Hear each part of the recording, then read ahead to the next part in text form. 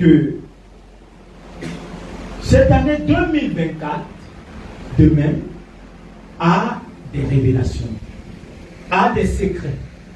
Et il va falloir connaître ces secrets pour accéder. Vous savez, avoir l'année, c'est une bonne chose, mais savoir utiliser cette année en est une autre chose. Alors tu peux avoir des bonnes choses, mais ne pas savoir t'en servir. Et ce soir, il n'était pas seulement important d'entrer à la nouvelle année, mais il est important de savoir quels sont les secrets qui sont cachés derrière la nouvelle année. 2024, c'est quel type d'année? Nous avons déroulé notre bâche prophétique, parole prophétique de l'année. 2024, année de conquête, année de possession, année de grande réalisation. Selon le livre de Josué chapitre 1, versets 3 à 5, et Psaume chapitre 60, verset 12. Alors, cette année est quel type d'année? Nous avons détaillé 3 choses: conquête, possession et grande réalisation.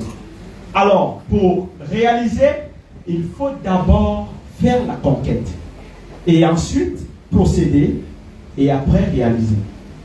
Je voudrais vous dire ce soir que l'année 2024 est une année des guerriers, c'est-à-dire des personnes qui sont prêtes à pouvoir batailler et à challenger. Il y aura tellement de très bonnes opportunités, mais derrière ces opportunités cachera des challenges. Pour ceux qui ne seront pas persévérants, ils vont abandonner. Mais avec l'onction et la puissance avec laquelle nous sommes entrés en cette nouvelle année, nous n'avons aucune raison d'abandonner parce que nous sommes nés pour vaincre. Nous avons reçu l'onction et le mandat pour écraser toute adversité en 2024. Nous sommes déjà en 2024, bien-aimés, une année où, bien-aimé, Dieu a tout bâti. Et pour réaliser, il va falloir qu'on soit avec lui. Amen. Gloire à Jésus. Alors, l'année 2024 est une année de conquête, de possession et de grande réalisation. Conquête, c'est-à-dire dans le livre de Jérémie chapitre 1 verset 10. Je t'établis aujourd'hui sur les nations pour arracher. C'est-à-dire, bien-aimé, il va falloir être violent. Vous avez déjà entendu cela. Parce que cette année ne sera pas pour les faibles. Si vous êtes faible, on vous écrase. Vous êtes faible, on vous écrase. Soit vous êtes la proie, soit vous êtes le prédateur. Il va falloir que vous musclez vos bras. Parce qu'il y a ici des grandes choses que vous deviez réaliser. Et cela demande aussi de la force. Plus c'est grand, plus il y a les tempêtes. Plus c'est puissant, plus il y a les persécutions. Mais vous deviez être prêt parce que Dieu sera avec vous. Donc conquête, c'est Jérémie 1 verset 10. Possession, c'est Josué chapitre 1 verset 8. La Bible déclare que partout où les plantes de tes pieds fouleront, je te donnerai cet endroit en possession. Ça sera dans tous les domaines. Ne crains pas de pouvoir affronter un domaine. Parce que Dieu te livre tous les domaines en ta possession. Alors, tout ce qu'il faut savoir, c'est que Dieu est avec toi pour réussir. Dieu est avec toi pour conquérir. Dieu est avec toi pour réaliser. Amen. Grande réalisation. Psaume 60, verset 12. Avec Dieu, nous ferons des exploits. C'est-à-dire, sans Dieu, en cette année, nous ne pouvons rien. Je dis bien, nous ne pouvons rien. Donc, cette année est pour les guerriers, pour les travailleurs. Alors que l'esprit de paresse soit chassé dans la vie de quelqu'un. Quelqu'un m'écoute?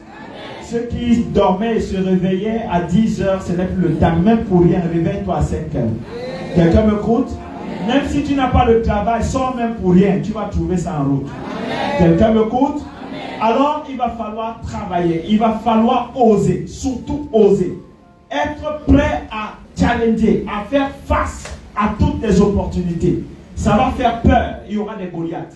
Parce qu'en réalité, pour arriver à la place où David est arrivé, il fallait faire tomber Goliath.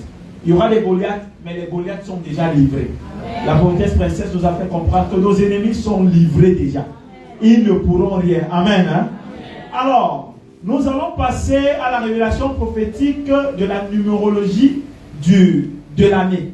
Tel que le pasteur Didier a commencé à le dire, lorsqu'on fait la somme de tous les chiffres de 2024, nous sommes au chiffre 8, le chiffre de la renaissance, le chiffre du nouveau départ.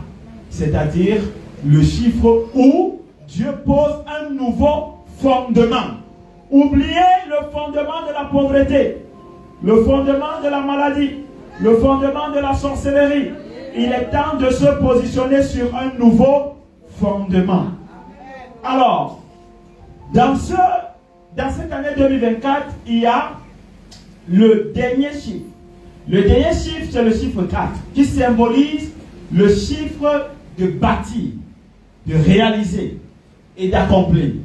Alors la Bible déclare dans le livre de Matthieu 16, verset 18, « Je bâtis mon église et les portes de l'enfer ne peuvent rien contre cette église. » Cela signifie que quoi?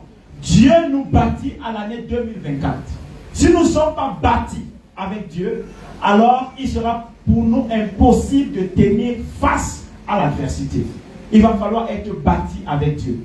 Alors nous sommes des pierres solides qui vont constituer une église invincible. Je dis bien invincible. Si nous sommes accrochés à Dieu. Alors, le chiffre 4, c'est le chiffre des grandes réalisations. C'est le chiffre où on doit faire des choses qu'on n'était pas capable de faire. Nous allons accomplir des œuvres que nous n'avons jamais pu accomplir. Nous allons ici entrer dans des réalisations que nous n'avons pas pensé un jour réaliser. Commence à oser dès aujourd'hui, c'est possible. Tu as un terrain, même si tu n'as pas l'argent, fais un plan. Tu vas le réaliser. Tu n'as pas encore de terrain, va demander combien ça coûte. Commence maintenant, ose par ta foi. Et tu vas t'en sortir. C'est possible. Tu peux commencer et Dieu voit et Dieu t'accompagne.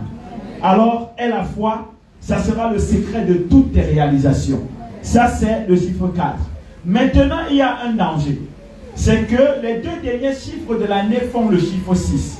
Ça veut dire que derrière des opportunités, il y aura des Goliaths. Satan va travailler sur deux choses. Deux choses en cette année, je vous préviens. Deux. La première chose sera la déstabilisation. C'est-à-dire, il y aura tout un moyen qui sera mis par le monde des ténèbres pour déstabiliser les hommes de Dieu, les servants de Dieu. Je parle aux hommes de Dieu, les Jézabel vont se lever et vont aller vers les hommes de Dieu pour les séduire et les faire tomber. Alors, je parle à tous les hommes de Dieu dans le monde entier. Je parle à tous ceux qui sont avec moi. Faites attention, les Jézabel se lèveront et vont écraser beaucoup d'hommes de Dieu qui n'auront pas les pieds au sol. Soyez prêts par rapport à cela. Deuxième chose, le diable ne peut pas combattre l'église en 2024. Mais tout ce qu'il va faire, c'est de pouvoir la diviser. Alors le diable va travailler dans la division pour empêcher les grandes réalisations. Et qu'est-ce que veut dire cette division? Cette division sera dans le but de pouvoir empêcher. La Bible déclare qu'une maison divisée contre elle-même ne peut subsister. Et lorsqu'on voit le chiffre 4, on voit 4 murs. Et quand on voit 4 murs, on voit des familles. On voit l'église. Et le diable sait que, comme Dieu a bâti tout le monde sur un nouveau fondement, il ne peut pas renverser cela. Parce que quand c'est Dieu qui bâtit, personne ne renverse. Maintenant, qu'est-ce qu'il va faire? Il va s'attaquer aux hommes qui sont à l'intérieur et va utiliser les uns contre les autres. C'est pourquoi il va falloir combattre la division.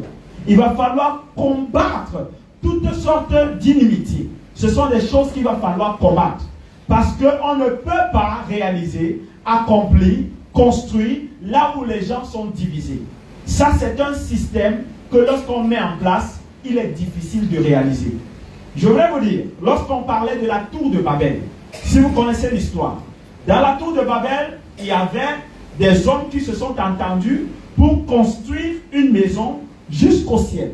Alors, qu'est-ce que Dieu a fait pour arrêter cette œuvre? Il est venu et il a confondu les langues, afin qu'ils ne s'entendent plus. Et quand on ne s'entend plus quelque part, On ne peut plus construire. On ne peut plus bâtir. Je parle aux couples. Les couples seront attaqués. Si les couples ne mettent pas les pieds au sol, ils seront renversés. Il y aura tellement de divorces. Le diable va attaquer des mariages. Même ceux qui sont déjà mariés. Il sera là pour déstabiliser. Parce qu'il sait bien que dans le mariage, il y a un pouvoir. Lorsque deux personnes s'accordent pour une chose sur la terre, même le ciel leur donne cela. C'est pourquoi armez-vous pour l'union, armez-vous pour l'amour, armez-vous pour la vérité. Parce que ce sont des choses qui vous permettront de tenir. Le diable a aussi mis sa stratégie. C'est ce que je viens de vous exposer. Parce qu'il va travailler pour diviser.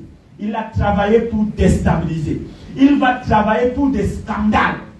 C'est-à-dire, à un moment donné, vous allez entendre dans le monde où on accusera des pasteurs de viol, on accusera des pasteurs de pédophilie, on dira tellement de choses. Il va falloir être prudent. Je voudrais dire à tous les pasteurs, même dans leur bureau, si possible, d'installer des caméras. Pour que, en fait, quand quelqu'un arrive et qu'après il sort pour dire que le pasteur m'a touché, il va falloir venir regarder la caméra pour savoir que rien n'avait été fait. Soyez prudents parce que le diable va travailler. Il sait qu'il ne peut pas nous arrêter. Les grandes choses vont se faire. Pour ceux qui sont courageux, pour ceux qui sont prêts et pour ceux qui sont ici des guerriers dans le Seigneur, ils vont faire des grandes choses. Mais tout ce qu'on va vouloir faire, c'est le diviser. Quand on veut tuer une famille, on la divise. Et c'est le travail que le diable fait le plus. Alors soyons prêts pour que cette division n'entre pas. Vous le savez très bien, vers la fin de cette année, on parlait de l'homosexualité avec une église X. Mais je veux vous dire que l'église n'est pas une dénomination. L'église n'est pas une religion. L'église, c'est le corps du Christ. Et c'est ici une chose qui n'est pas gérée par un homme. À la tête de l'église, c'est Jésus-Christ. Alors, bien-aimé, toute église qui ne marche pas selon ce qui est écrit n'est pas une église. C'est juste une organisation humaine et qui cache d'autres choses derrière.